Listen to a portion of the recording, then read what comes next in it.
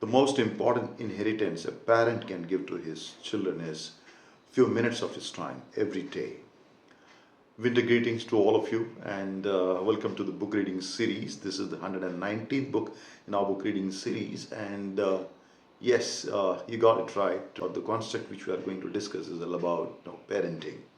Before I get into the wonderful book, let's recall Eric Burns' approach, the construct which he has given, and I find it immensely useful when it comes to parenting. Is Basically, it's not about the parenting alone, but the three ego states I'm talking about. He's talking about the transactional analysis. I mean the human behavior, the ego states, the parent, the adult and child, which I recall, the parent, critical parent, and the critical parent and the nurturing parent. And when it comes to child, adaptive child or rebellious child.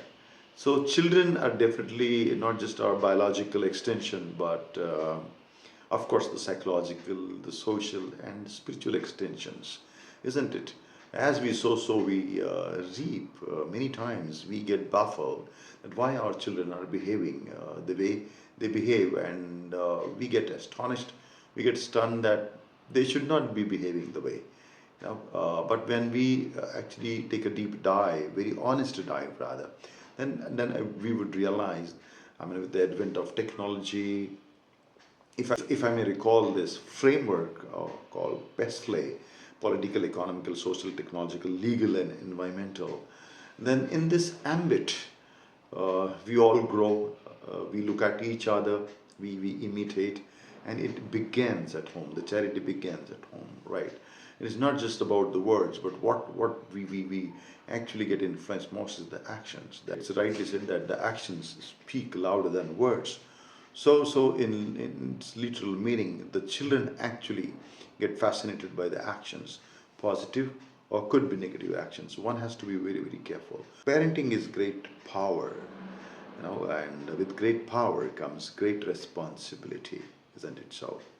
Ladies and gentlemen, boys and girls, this is the number one bestseller, The Baby Steps to Big Dreams. The baby steps to big dreams. This is by Dr. Manjula Pooja Shroff. I had a privilege to meet Dr. Manjula very recently at one of the educational summits at Dehradun, and this is about essential conversations for modern parents. कहीं मेरी किसी के साथ बात हो रही थी और कोई कह रहा था आजकल के जो बच्चे हैं वो काफ़ी बिगड़े हुए हैं, and very very honestly said, बच्चे बिगड़े हुए हैं या पेरेंट्स बिगड़े हुए हैं? With due respect to all of us, I'm also a parent. But then, it's a very subtle reminder that we have to do a soul search, and we need to look at, what we are directly, indirectly, giving to our children. I recall an incident in my family. A crawling baby hits to a table, corner of the table, and starts crying, obviously. And very elderly person in the family picks up that baby and starts hitting at the table, the corner of the table, by saying that, "How dare you cause pain to my baby?" Definitely, it was a conversation in Hindi. So, while looking at that, the baby is just wondering what is happening. So, yeah, you got it right. We as a parent, many times, we sow those seeds of violence in those tender hearts or the minds, and we don't know how they get grown into the branches and the fruits and the flowers. Now this baby got this lesson, early lesson, that whether it's my mistake or it's not my mistake, if I'm getting pain by something or some place or somebody, what I have to do is I have to hit back to that person, right?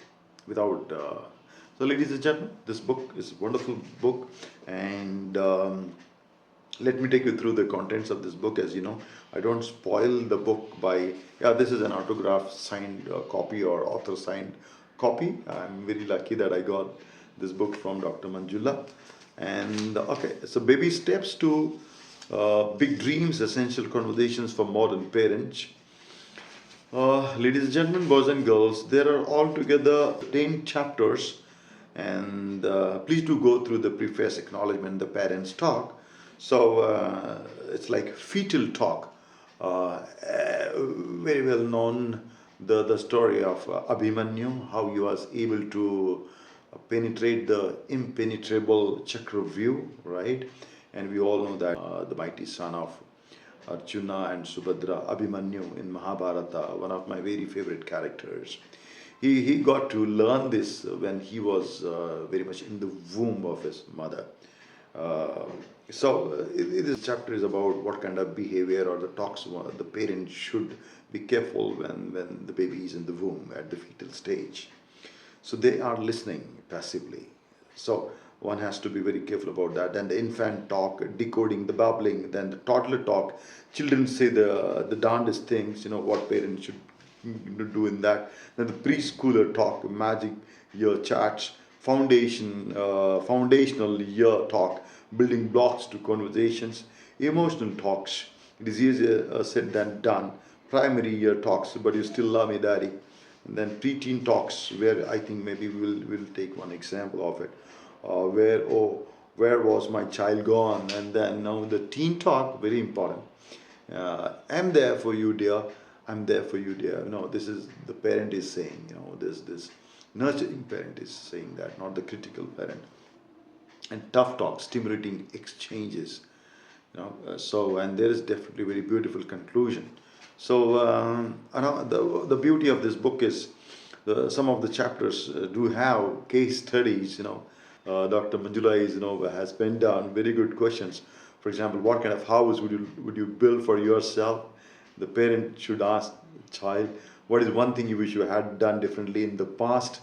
What is one memory from your childhood that you cherish the most?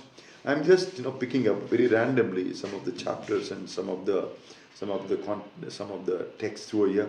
So what are some goals or dreams you have for the future? It's about propelling them to think about the future. I keep saying that if you fail to plan, you plan to fail. So what is something you like to achieve before you finish high school?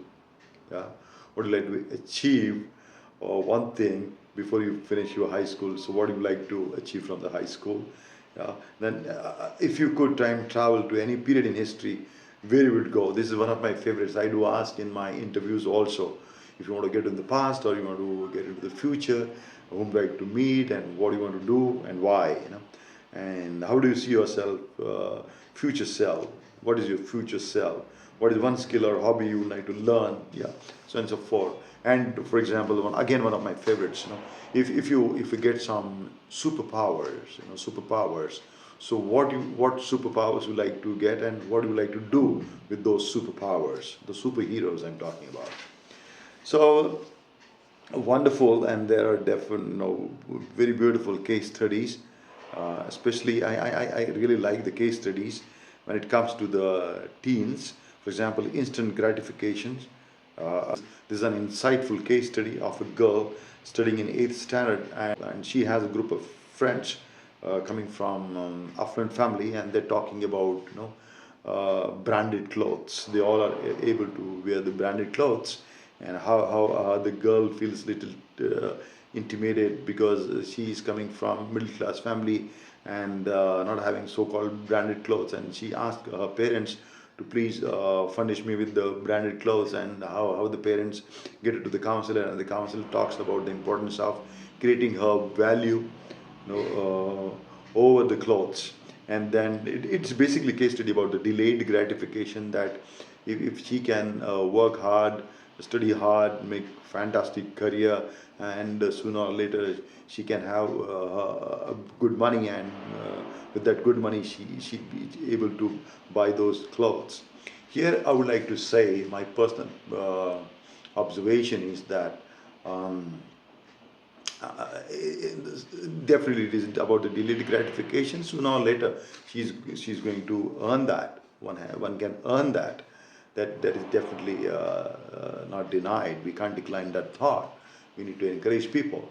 But I would say here that, for example, take a celebrity, say Shah Rukh Khan. So it hardly matters, what monetary value, I mean, the cloth he's wearing. ₹200 का T shirt है या ₹2 लाख का T shirt है, it hardly matters, because it's not about the clothes he's wearing that appeals to people, but he himself as a brand, as an inspiration, as a role model for many people, that matters. So you have to become a brand, and then whatever you wear, whatever you carry, that's secondary. That's secondary. Because of you, that thing gets enhanced. That thing, gets value. So you have to become that. So whatever the career you are choosing, you want to become an IAS officer, you want to become a social entrepreneur, you want to become an edupreneur, you want to become a teacher, you would like to become, an army officer, an actor, a designer, whatever you are dreaming of. You have to be great in that. And then whatever you do, and then whatever you wear, just in the context of the clothes I'm talking about, whatever your lifestyle, people will follow that, right? Isn't it? So that's what. So parents should enable, enthuse, educate, empower the children when it comes to know their immense value, whatever their interest areas are, and every child is good. Maybe, for example, certain kind of sports, or maybe academics, any subject, or maybe research abilities, or could be entrepreneurial abilities. It can be anything for that matter. So we need to encourage. I always believe in that, surfacing out your strengths and converting those strengths into super strengths. So one has to have very, very conscious observation about our children, what kinds of changes they are going through, even when it comes to change in places. For example, the kids of the parents who work in armed forces, where they get transfers every now and then. There is a change in the city. There could be change in the culture. There could be change in demographics. The environment. So one has to closely observe, with the change in environment, what changes the children go through. Definitely, because of the hormonal changes, they have to face different changes. One has to be very, very careful about it. Dr. Manjula is also talking about the cyberbullying and the catfishing and so on and so forth. Like on social media, how the kids get addicted, and she's also talking about the rehab when it comes to drugs and rest of the things. The unhealthy stuff going on. So it's a wonderful book. Let me sensitize when it comes to parenting. I'm also a parent, and let me tell you my personal practices, including my wife, my better half. We have a single child who is 22, and he did his game designing. Now he's pursuing his masters in films. So one of the practices out of so many good practices is that we always involve him in decision making. As a family, when we go out to purchase, it can be anything.